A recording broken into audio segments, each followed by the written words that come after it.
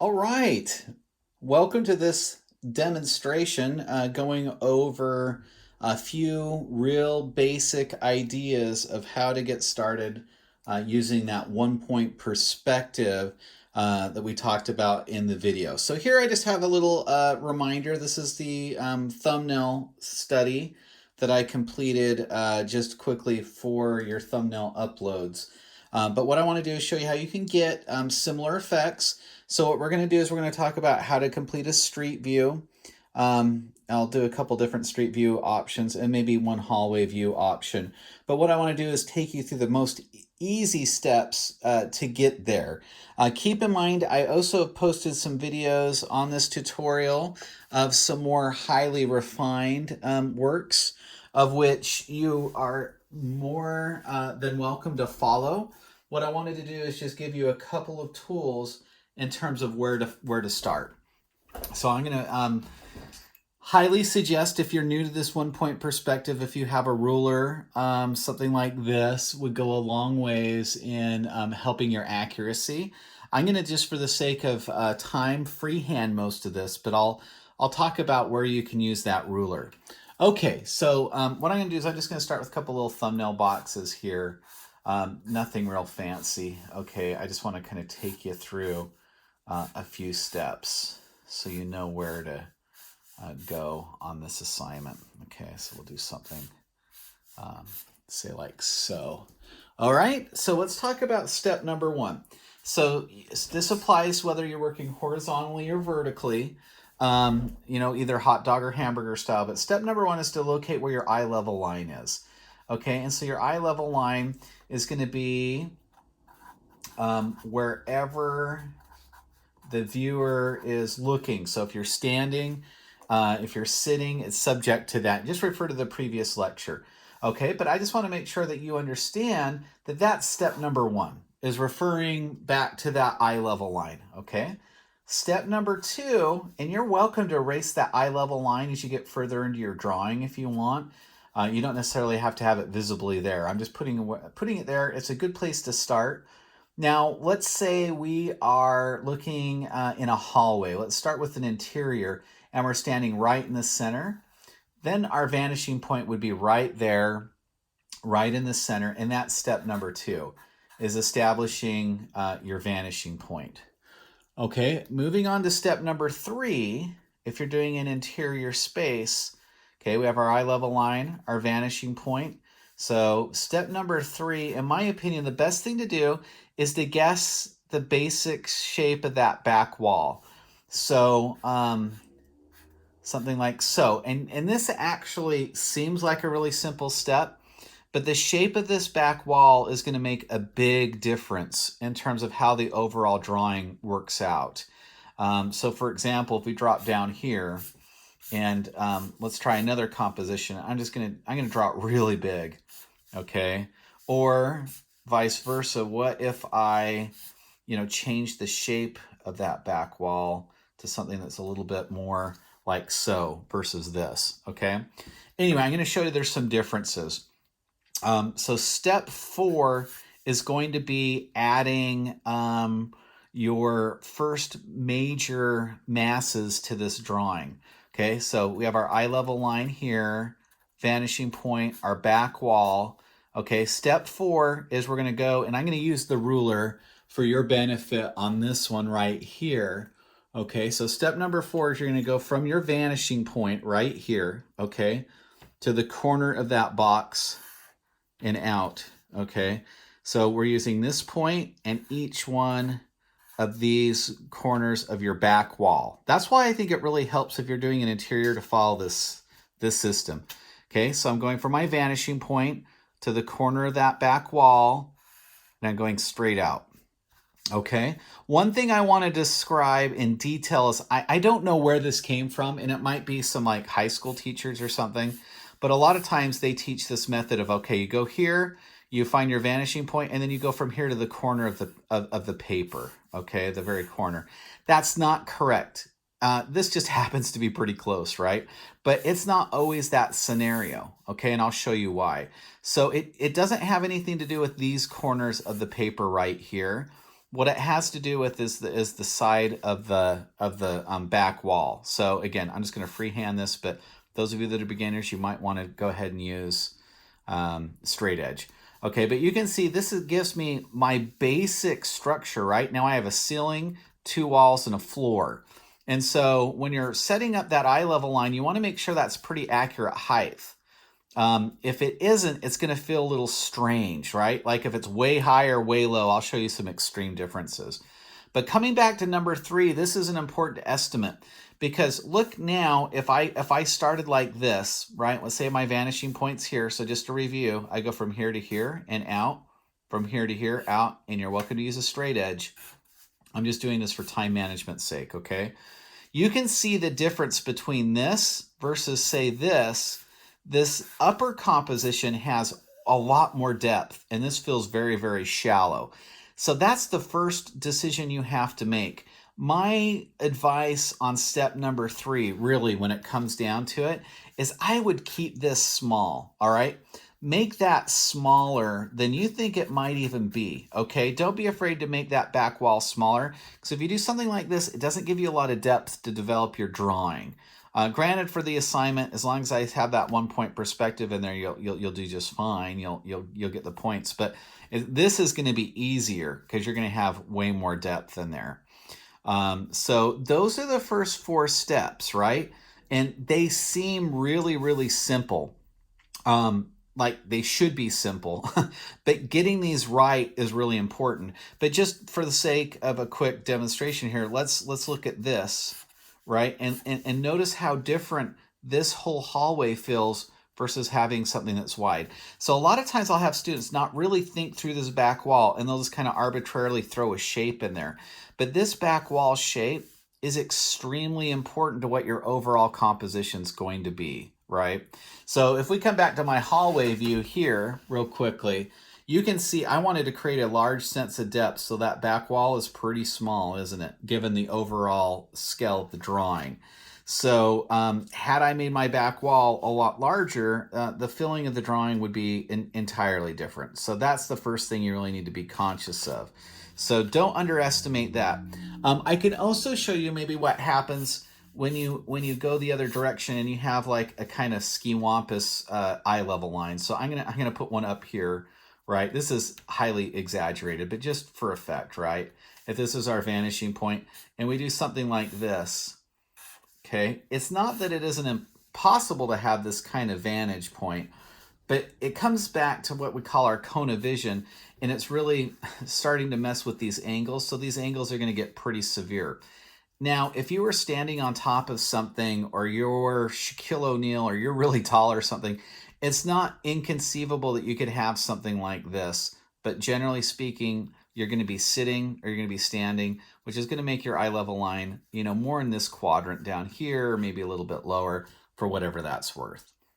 Okay, so now that you have that basic recipe 1 through 4 and you know how to start, what I want to do is I'm going to use this space right here and I'm just going to talk about how to develop something that might look a little bit more like this. Okay, so I'm just going to do a quick little thumbnail box here, okay, to get us started. Okay, so let's say this is my half sheet of watercolor paper or whatever. I'm just going to follow this process all over again. So step number 1 is I'm going to identify my eye level line, okay, and I'm going to say it somewhere, around here, okay. Step number 2, I'm going to make this pretty simple. We're going to render it from somebody standing right in the center. Okay, so we're going to say right in the center right here. I'm going to draw that. Real quickly, if you want to see how that effect can change, it can have a dramatic effect. So let's say I'm standing clear to the right over here. I might have my vanishing point right here, right? The back wall might be something more like so. And then as I develop my composition, I have something that's going to turn out looking a lot more like this, right? So there's a big difference between these 2 boxes, but it just happens to be where the person's standing. So that might allow some more room for a wall that comes in like so, okay? So it just depends what kind of effect you want there. But anyway, that position of where it is highly crucial because then the viewer would be in this area right here, right? As opposed to standing right in the center where the viewer would be right there. So keep that in mind. But what I'm going to do is I'm going to go and just continue. So I've done step 1, check. Step 2, vanishing point, check, right? Let's try my system. Check number 3 is the back wall. So I'm going to decide something kind of like so. Okay, there's my back wall. And step number 4 is from the vanishing point here to the corners. Okay, I'll do this with a ruler once so you can see how it works. Okay, I'm going to line up my ruler at the vanishing point. I'm going to line up my ruler at the corner of the box. And I'm going to go out. And you can see it's not perfectly matching up at the corners. So again, it isn't these corners. Sometimes people get confused with these corners. That has nothing to do with the composition, right? Okay, so that's what I'm going to do. I'm just going to continue this. Again, I'm not going to take time to do it with a ruler, so it's not going to be perfect, but that's okay, all right, for our demo purposes. Okay, so this is how I started this, and just to show you some of these other compositional elements, if I wanted to be mimicking something more like what I did in this view, I'll show you how I got there. Okay, so here, all I did is I just started with what I think of as like an upside down U, right? So I'm kind of actually thinking of the Fort Steilacoom campus and the Olympic building, right, where the art classrooms are. There's a lot of these construction elements, right? So you can see you might have a U that goes across like this and creates a division from the rest of the room, okay, or the rest of the hallway here. So that's how you can create an image, something like this, okay? How about, before I get ahead of ourselves, let's learn how to create a hallway.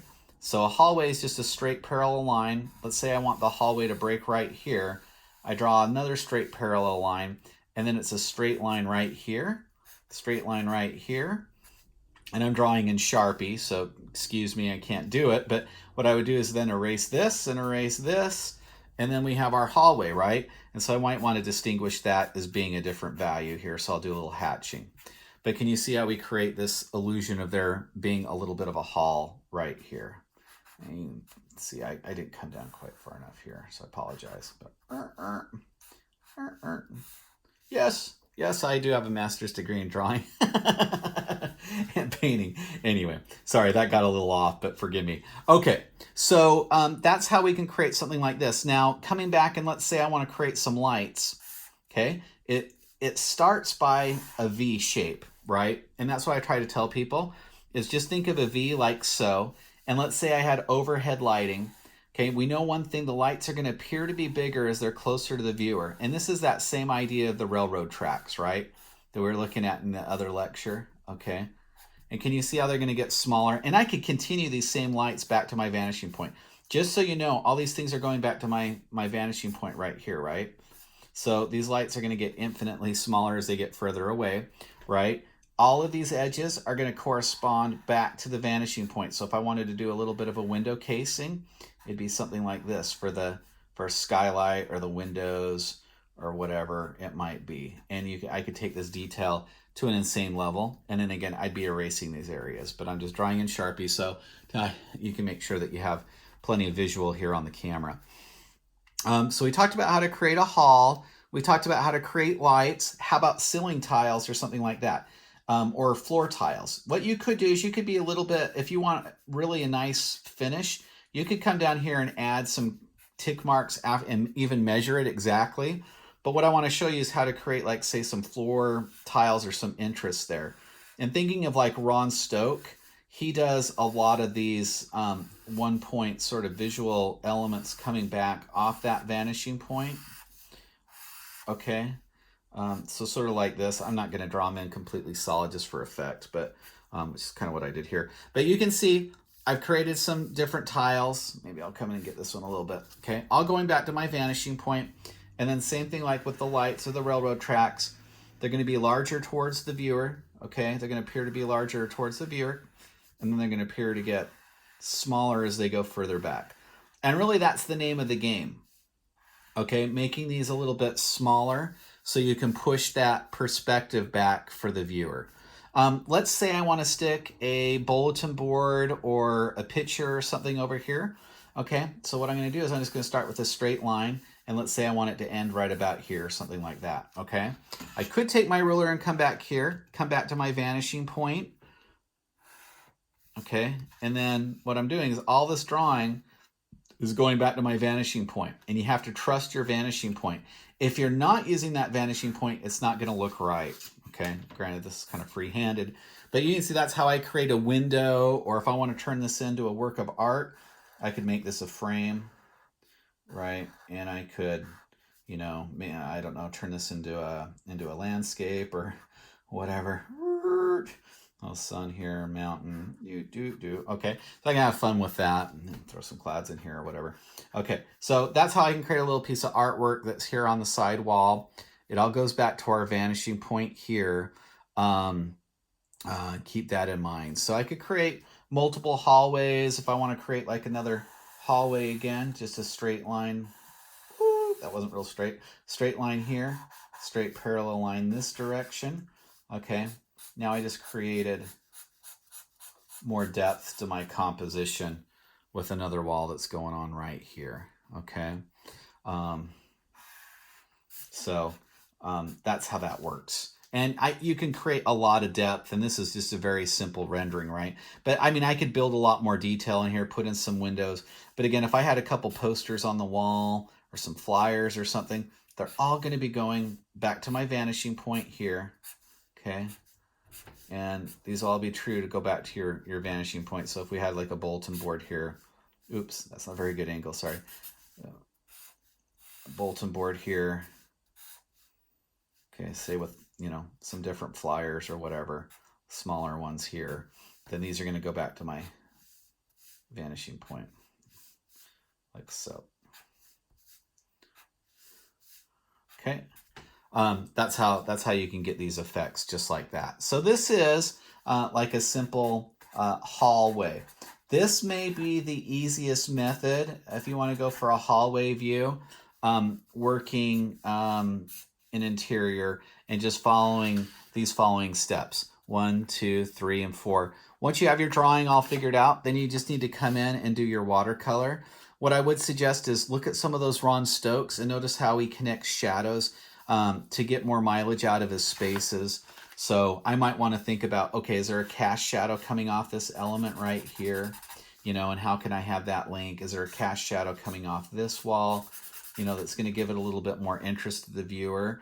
You know, if I'm getting more than one light source, to have something coming off over here. And this is where you can take those creative licenses, you know, and have more energy. The same thing, you know, it's kind of dull up here, so I might want to add just the indication of some ceiling tiles or something coming across here, right? And it's going to give a little bit more interest to my drawing. But you can see those are just some really, really basic tools to get started. What I would say is those videos that I've included, sorry, I didn't draw that exactly great when I started. It's a little better. Those videos that I've included are going to give you even greater detail in terms of how to get started on something like this. So I would encourage you to check that out. Now, you might ask yourself, how does a street view work? And what I can do is go ahead and let's get a fresh piece of paper here for you and talk about a street view and how that might work. It's the same principle once again. Let's go ahead and do a couple street views. Let's go ahead and start with a couple thumbnail boxes here. Okay, maybe I'll make them a little bit larger, give you a benefit seeing these a little bit better. Okay, so if I want to do a street view, it's the same idea. I have to locate my eye level line, right? I have to locate where my vanishing point's going to be, and I'm just going to keep it real simple here in the straight, you know, middle part of the composition. Maybe I'll do one further on the side here in a minute to show you how that works. Okay, so then what I have to do is then I'm the artist. I can kind of decide, okay, the end of my first building is going to be here. Then I can come back to my vanishing point, right, and create something like this. And then off the bottom of my angle, it's going to be the same thing here. So there I've already established a pretty interesting shape. Let's say I just want to put another building right here. I'm going to keep this pretty simple, right? Another building here. Okay, I can have another shape coming off like that. And if I want a bigger building in front of it, I could certainly add a larger building, right? So we have a little bit more contrast maybe. coming off. So this is how I could kind of create a series of buildings.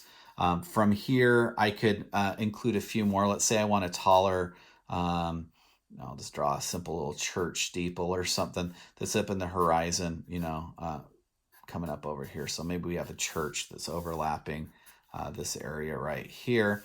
That'll give us a little interest in the side of the tower here. Mind you, we could be traced right back to our vanishing point, right? So that's how I could figure out, the side tower. If we're going to have a road or a sidewalk, whatever it is, the sidewalk here would go back to our vanishing point, okay? And so we could create a sidewalk going like so. Same thing, figure out how wide it is out there, and then come back to your vanishing point to this angle here, and boom, you've got your sidewalk. A straight line down would be the edge of the sidewalk. Mind you, that's getting pretty big, but I did kind of do that for the drawing so you could see what's going on. It probably wouldn't be that big in reality, right? So here's the eye level line. If I wanted to, I could back it up with some mountains. Let's say we're in a little mountain city in Spain or something. Look at an old church or something. I imagine that's what it's like. I haven't been to Spain, but it sounded like a cool place to be right now. Okay, and so same thing, if there's a road right here and there's lines going through, they're going to be a lot smaller as they're further away from the viewer, right? And they're going to start getting wider as they're here towards the foreground, right? Like this. But again, each of these are going to go back to the vanishing point. Sorry, this is just, it's a little hard to draw that any wider with this broad point Sharpie. But anyway, can you see how that's going to go back to that vanishing point right there? And that's how we could create a little cityscape. The thing I want to mention is the windows. Okay, so if I come back here to my vanishing point and I go back, and you could use your ruler for this to be even more accurate, right? But if I go back to the vanishing point right here, all the windows in these structures, okay, are all going to coincide back to my vanishing point. So it's really pretty fun. Like once you understand this system, it's really quick. And so now I can just create these little different windows here, okay, using these, let's draw another one here, just to show you how I can like create a series of windows, okay, coming off a building if it's something like that. One thing with windows that you'll learn is, generally speaking, there's more visual interest if they aren't all the same, so you might want to put a little variation in there. I mean, you want the angles to go back to your vanishing point, but you want the reflections to be a little different. You don't want them to be all perfectly square. What happens is you start to lose a little visual interest, but that's my master class tip of the day. But anyway, you can see if I want a little overhang, I can do that here. If I want to put a telephone wire or a light post in the foreground, we could do that. Let's say I want to put a telephone wire right here, okay? It'd be kind of strange, but just to show you how it works. Okay, so we have a telephone wire. Let's call it a light post because it's going to feel a lot better if it's a light post. Okay, but if I have a light post coming off like this, okay, it's all going to be coming off our vanishing point like this. So let's say I want to put one closer in the foreground, right? I can start with that V, and then just to show you how much bigger it's going to be right here, okay, that would be, our light post coming right here. But basically it's contained inside a V shape, top and bottom, just like the same idea as the railroad track might be. Okay, so same sort of thing. I mean, you can play around with the different details. This is where having good photo reference, I'm just kind of drawing out of my head, making these things up, right? It's kind of fun. I mean, that's another way you can work too. If you want to work out of your imagination, as long as I can tell you understand this perspective idea, I would highly recommend, especially if you don't have a lot of experience, keeping it simple, working with the ruler, okay? Even mine's far from perfect, but I'm doing this for speed purposes, okay? And, I could silhouette our mountain shapes out here if I wanted to. Sometimes you can put some elements like some birds up here, or if you want to overlap, any examples of overlapping can be powerful, right? Because that's what's going to start to create depth for me. And think of that demo I had you guys watch for the discussion board not long ago. This is where you can start playing around with some of these cast shadows, right, that are coming off these elements. And that's like what that other artist did, a lot of cast shadows. And then you could turn these into like larger masses as you go. So that should give you a few tips on how to take it outside, right? I don't know how beneficial it's necessarily going to be. Maybe I'll do one more. I'll tell you what. Let's do one more. Stick with me. I haven't really drawn any vertically yet, have I? So let's do a big vertical kind of composition in case you take your half sheet and you decide to work this way, just so you know what it would look like. Let me make sure I'm still on camera okay for you guys. It looks like we're doing okay. All right, so now what I'm going to do is, as I talked about in our other discussion, let's say we're not standing right in the center of our composition because X marks the spot here. We're right dead center. Let's do something a little bit different with our composition. I'm going to move us further this direction, okay? So same sort of thing. We'll say our eye level line's about here because we're standing. Okay, we're not sitting in a car or something like that. So it's going to be somewhere in this neighborhood. Now, if I'm doing it from a car or something, it'd be a lot lower if I'm sitting at a park bench. Okay, but for now, we're going to drop our eye level line right here, and then I'm going to put our vanishing point. So I'm just going through our steps, right? Step number 1, and you can erase that eye level on if you want. Don't erase your vanishing point. You need that there, and I would even leave it in. You can see in my drawing here, it's there, right? I didn't get rid of it. So once you have your vanishing point, you can do that. This time I just wanted to show you how different the composition of some buildings might be. Let's say if I decide to say this is the edge of the building, right? And now we can just take this building and we're just catching just the side of this building over here, right? And then you learned how to do the sidewalk and that kind of thing, right? On that last tutorial. It's kind of a thick sidewalk, but I have my limitations here with my drawing material, so apologize. Okay, kind of thick sidewalk, but this is the top of the building. Right, so we might only be catching just a little bit here, but what that does do is it allows us a lot larger view. Let's say this is going to be the edge of our building over here, right? This is going to allow us a big view of, the buildings that are over here on this other side, and then this would be, again, our, if we could turn this into a road if you want to see how that's going to work, right? But the same sort of thing is we have to be really faithful to where our vanishing point is. So any kind of elements are going to be traced back there. And as long as we do that, we're going to be fine. But I just wanted to show you how different the compositions can feel. I don't like how short that is, so I'm going to already tell you I'm going to need to move this bigger just for a little bit more drama, but that's fine. Okay, but you can see how different this feels versus being dead center in your composition. It just shifts it a little bit. I mean, it's subtle, right? But coming back to this one, the composition, this is sort of what I'm doing here. The composition is further on this side of the composition, but that's how you would set it up for an exterior, right? So anyway, I could then, add some buildings. If I want to add some buildings there, or maybe I want to add a really big skyscraper or something. Just to show you how that works, you're going to come back to your vanishing point right here, right? And that's how you get that side plane. If we're going to, this needs to go back to the vanishing point, so it's going to be something a little bit more like that, right? First drawing's a little bad.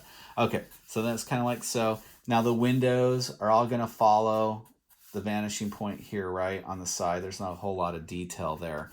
But if I want to do a couple towers, maybe this is New York where they have like a lot of antennas or lightning rods or lights to warn the airplanes that they're there. Okay.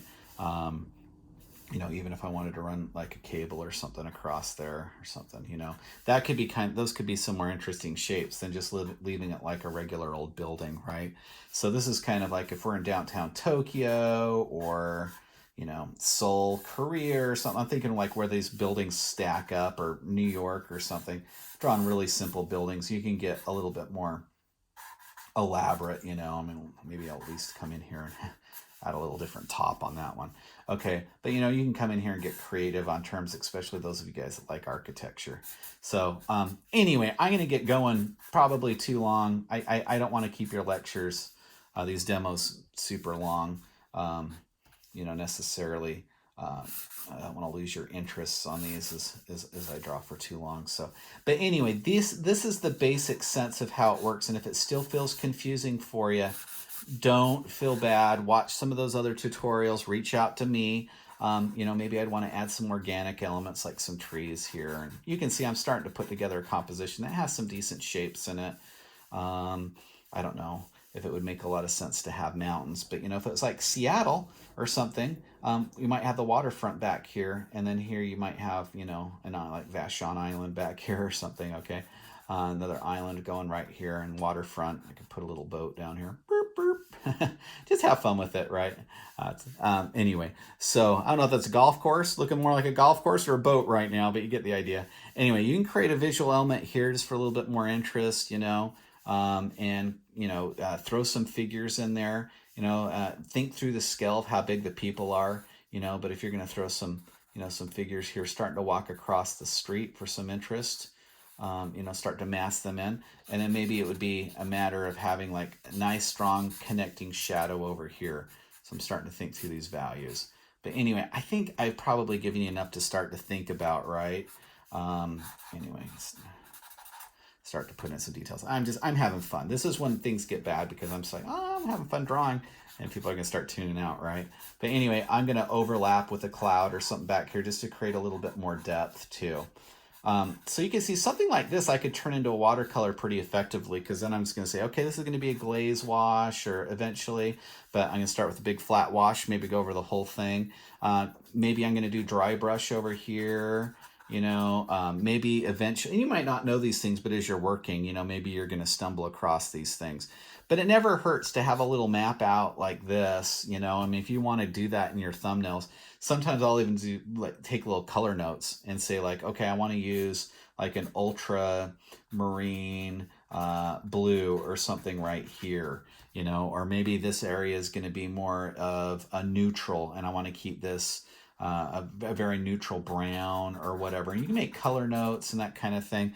And I'll do that when I'm out in the field. And then when I come back, it's a possibility. So anyway, that should be enough to get going on your 1 point perspective. Woo! Okay. I don't know. Should I draw some fireworks? Maybe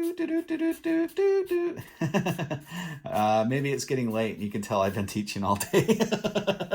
Anyway, you got the idea. So you made it to the 1 point. You made it to the end. I hope that was helpful. I sure appreciate everything you guys are doing, and hang in there. I know times are hard. Don't give up. Just have fun with this. I want you to have fun in this class and don't lose sleep over it. Find it as a part of therapy, and you know, don't beat yourself up over however it turns out. If you've learned something, then you've achieved something, and that's all I can ask for under these circumstances, right? But do your best. Try to implement some of these things we've talked about here. If you're going to work in an exterior view, or if you're going to go for a hallway view, there's just a little bit of review, right? Remember the 1, 2, 3, and 4. Follow that. You're going to be great to go. Okay, I appreciate your time. You guys keep up the great work. I love seeing your art. It's a blast. Okay, hang tight, paint hard, and stay well, my friends. All right, take care.